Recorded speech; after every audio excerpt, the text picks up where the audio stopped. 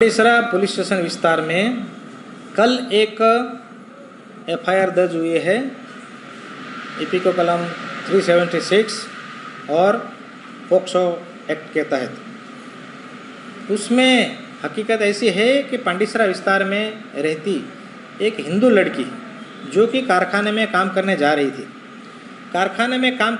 थी, वो एक रिक्शा में जा रही थी।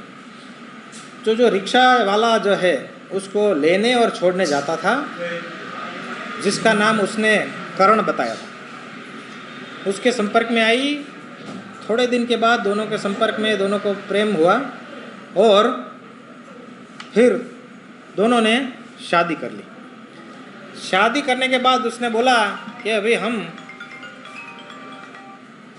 दिल्ली चले जाते हैं, वहाँ हमें ज़्यादा काम के वो पैसा मिलेगा। तो फिर वो अपने साथ उसको दिल्ली भगा के ले गया। लड़की ने अपने घर में कुछ बताया नहीं। दिल्ली भगा के ले जाने के बाद उसने वहाँ अपनी असलियत दिखाई कि भाई मेरा नाम तो करण नहीं है, मेरा नाम रिजवान है। तब लड़की के सर पर तो आग टूट गया। उसने बोला तुमने मुझे ऐसा क्यों किया? तो बोला कि हम लोग तो हिंदू लड़की से शादी करेंगे तो हमको पैसे मिलेंगे और हमको जन्नत भी मिलेगी हिंदू लड़की से शादी करके। उस टाइम उसके पेट में, उसके गर्भ में वो लड़के का बच्चा था। अपने बच्चे की वजह से वो चुपचाप रही और सहन करती रही और उसके साथ रही। फिर उसने बोला कि तुम ये मूर्ति पूजा और वगैरह करते हो वो मत न करना, हम लोग उसमें नहीं मानते हैं। तुम मुस्लिम धर्म अंगीकार कर लो और बुर्का पहन लो। तो उसको ज़बरदस्ती मुस्लिम धर्म अंगीकार करवाया और बुर्का पहनने को मजबूर कर दिया। फिर थोड़े समय के बाद वो बोला कि भाई अभी हम लोग चले जाते हैं। उसको थोड़े समय के बाद उसको बेटी पैदा हुई। जब बेटी पैदा हुई तब उसने उसको मारा कि भाई मैंने तुझे बोला था बच्चा पैदा करना है, तूने बेटी क्यों पैदा की? तो उसने बोला ये वो मेरे हाथ में नहीं है, ईश्वर के हाथ में है।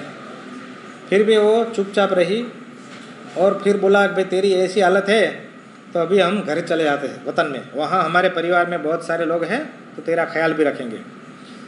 तो फिर वहाँ चले गए घर में। वहाँ उसका घर उत्तर प्रदेश में है। उत्तर प्रदेश में चले गए और वहाँ उसको रखा, मगर घर से उसको बाहर नहीं निकलने देते थे और पूरा दिन बुरखे में ही रखते थे। फिर थोड़े समय के बाद उसको दूसरा बच्चा भी हुआ, मगर उस दौरान उसे पता चला कि जो मेरा पति है वो दूसरी एक लड़की के साथ भी शादी करने वाला है, जबकि ये बात उसको उसी के ससुराल में से जानने को मिली। तो उसने लड़के को पूछा कि भाई तू ऐसा है, वो किसी लड़की से शादी करने वाला है? तो क्या हाँ, मैं दूसरी हिंदू लड़की से शादी करूँगा और मुझे पैसे की बहुत ज़रूरत है। हम लोग जितनी हिंदू लड़कियों के साथ शादी करेंगे उतने हमको पैसे मिलेंगे और हमको जन्नत मिलेगी, तो मैं तो शादी करूँगा। फिर ये लड़की टूट गई।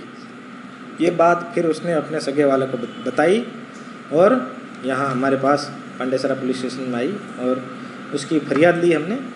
फरियाद लेने के बाद हमारी जो पुलिस की चुनिंदा टीम थी वो आरोपी का जो उसके मिलने के जो संभावित स्थान थे वहाँ भेजा और आरोपी हमें मिल गया है।